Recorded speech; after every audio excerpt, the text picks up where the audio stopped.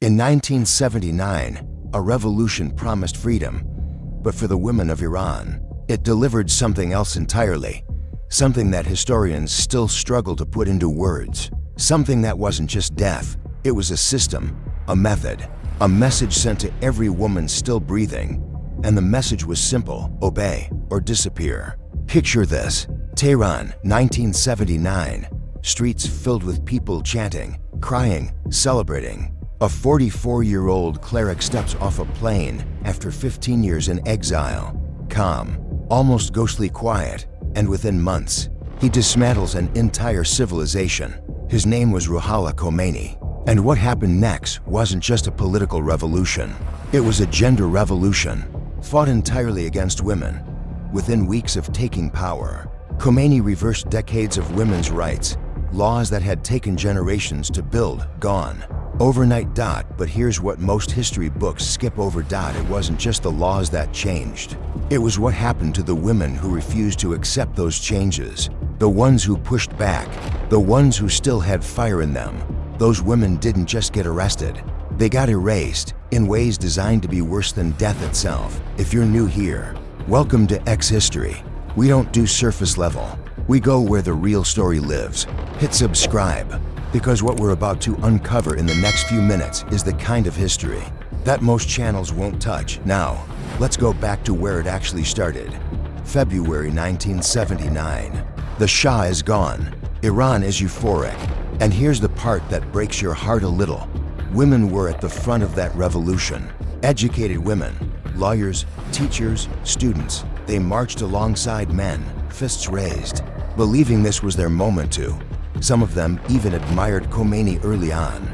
He had spoken vaguely of justice, of dignity, of freedom from the Shah's corruption. They thought he meant them to. He didn't. Within 10 days of seizing power, Khomeini announced that women must wear the hijab in government workplaces. Not a suggestion, a command. Women protested immediately.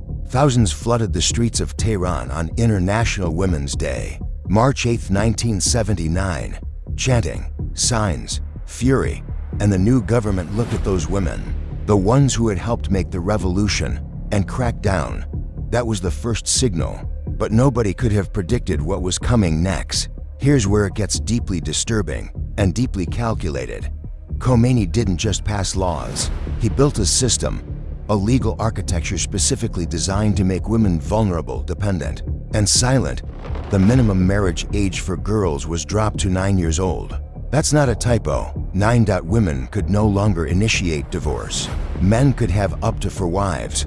A woman's testimony in court was legally worth half of a man's. And if a woman was caught in an immoral act, a category so vague it could mean almost anything, the punishment wasn't a fine. It wasn't a warning. It was execution. But here's what nobody told you about those executions. They weren't just killings. They were ceremonies, rituals, designed with a specific, chilling logic behind them. A logic rooted in religious law as Khomeini interpreted it. And that logic had one particular rule that will make your stomach drop. Under Khomeini's interpretation of Islamic law, a virgin could not be executed. Read that again. So what did the regime do? They created a policy documented, confirmed by survivors, and later acknowledged by former officials, that female political prisoners, who were virgins, were forcibly married to prison guards the night before their scheduled execution. This wasn't a rumor. This wasn't propaganda. This was state policy. The women knew what was coming.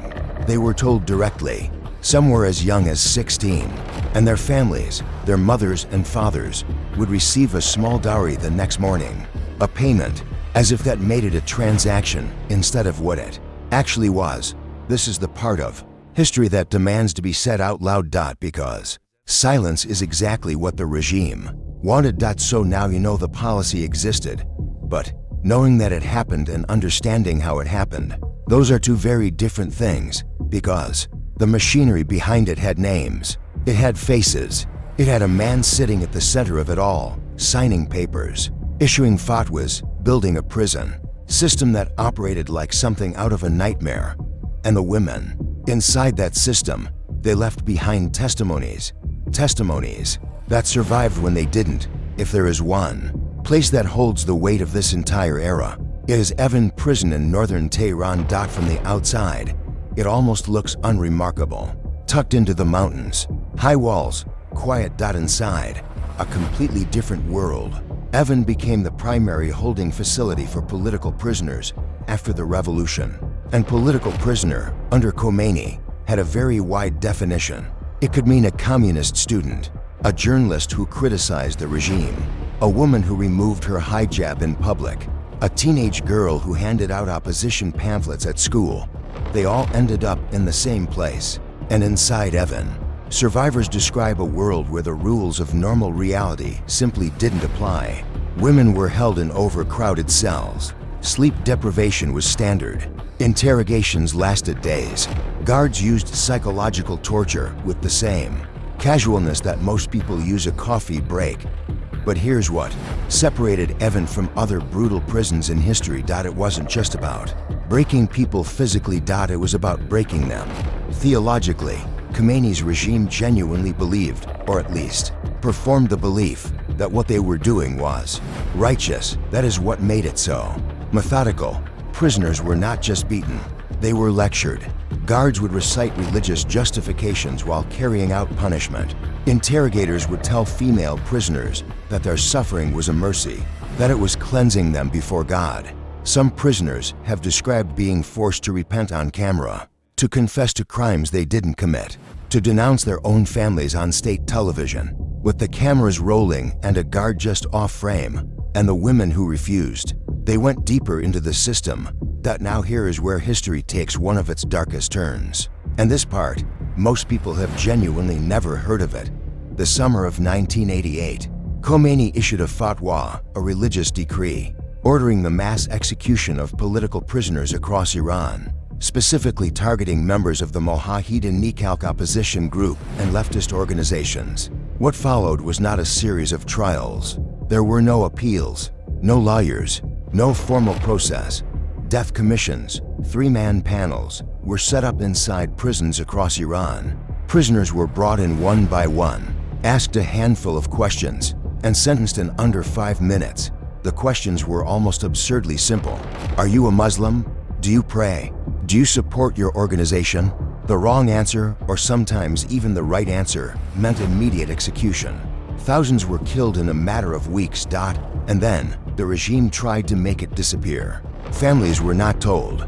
Mass graves were dug in secret locations, the most notorious being Khavaran cemetery in Tehran, where victims were buried in unmarked plots in the middle of the night. Mothers would show up at prisons asking about their children who were already in the ground, and guards would tell them nothing, send them home, sometimes arrest them for asking. Here's the detail that stays with you. Some families found out their relatives had been executed only when prison officials called them to collect the belongings, a plastic bag, some clothes, maybe a pair of glasses. That was the entire notification. But here is where the story shifts, because amid all of this, something extraordinary happened. Women survived. Not all of them, not most of them, but enough. And the ones who made it out, they wrote everything down. Former prisoner Sharnish Parsipur, Maryam Rajavi, Marina Nemat, who was arrested at 16, and later wrote a memoir called Prisoner of Tehran. That shook the world when it was published. These women carried the archive of this era. Inside their bodies, their memories the only record of what happened in rooms where no cameras were allowed. And what they described in those memoirs, in those testimonies, in those interviews given decades later in living rooms in Toronto and Paris and London, was a final act of the regime that was designed not just to kill. But to humiliate completely, permanently, even after death. You've heard about the policy, you've heard about the prisons. Now comes the part that historians argue is the most important and the most deliberately buried. Because what the regime did after the executions, what they did to the bodies, to the families, to the memory of these women, that was its own separate act of violence. And it was calculated down to the last detail. When a woman was executed inside Evin or any of the other prisons across Iran, her family was rarely notified in advance. In many cases, They weren't notified at all that the bodies were not returned. There were no funerals the state allowed, no grave markers with names, no official death certificates issued in a way that acknowledged what actually happened. The regime understood something very specific about human grief, that it needs a place to go, a grave to visit, a name on a stone, a body to bury. So they took all of that away. Families of executed women were sometimes told their daughters had simply been transferred. Weeks would pass, months, and then nothing. Silence that slowly curdled into knowing. Some mothers spent years walking between prisons, carrying photographs, asking guards if anyone had seen their child. The guards knew. They always knew. They said nothing. On the southeastern edge of Tehran, there is a patch of land called Khavaran. For decades, it had been used as a burial ground for religious minorities, Baha'is, Christians, people the regime considered outside the fold. In 1988, the regime began burying executed political prisoners here too, in mass graves, at night, without ceremony, without markers, without any record that could be traced. They chose this location deliberately. Burying political prisoners among religious minorities was itself a final insult, a statement about how the regime classified these women and men even in death. Families eventually found out about Khavaran the way they found out about everything, through whispers, through a guard who said too much, through a prisoner who survived and remembered being marched past an open pit. And when the mothers came, and they did come, they always came, they would find patches of disturbed earth. No names, no markers. Just ground. They began planting flowers anyway. The regime bulldozed the flowers. The mothers came back and planted them again. This went on for years, decades. It is still going on today. Here is the part of this story that history doesn't always honor enough. These women, the ones who were executed, the ones who survived, the ones who spent the rest of their lives planting flowers on unmarked graves. They were not passive victims of history. They were some of the most politically conscious, intellectually alive human beings of their generation. Many of them were university students, poets, activists who had read Marx and Simone de Beauvoir and had opinions about both. Young women who had grown up under the Shah's Iran, had watched their parents navigate corruption and inequality, and had decided, with full awareness of the risk, to stand for something. They knew the stakes. They stood anyway, and when the regime tried to erase them, their names, their graves, their very existence, the ones who survived made a different choice. They remembered out loud. Fast forward to 2022, a 22-year-old Kurdish Iranian woman named Mahsa Amini is arrested by Iran's morality police for allegedly wearing her hijab improperly.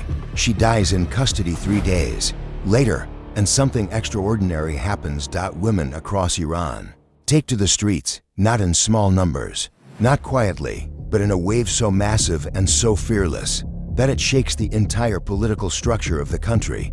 They cut their hair in public. They burn their hijabs. They stand on cars and rooftops and look directly into cameras and say the names of the women who came before them: Mahsa, Nasrin, Maryam, Fatemeh. Names that the regime spent 40 years trying to erase, spoken now by millions. And here is what that moment reveals about everything we've covered in this video: the executions, the prisons, the unmarked graves, the bulldozed flowers. The regime failed, not because it lacked power. It had enormous power. It had prisons and courts and guns and religious authority and the full machinery of a state. It failed because it fundamentally misunderstood something about the women it was trying to destroy. Grief shared becomes resistance. Memory spoken becomes history. And history, real history, the kind carried in bodies and whispered across generations, does not disappear just because someone buries it in the dark. This is the story that needed to be told in full, not sanitized, not summarized into a single headline, not reduced to a statistic. These were real women, with real names, real futures they were robbed of, real mothers who planted flowers on unmarked ground and came back every time the bulldozers left. If this video meant something to you, share it. Not for the algorithm, but because this story deserves to be heard by more than one person sitting alone with a screen. Subscribe to X History if you're not already here. We'll keep going to the places most channels won't. And the next time someone asks you what happened to the women of Iran under Khomeini, now you know.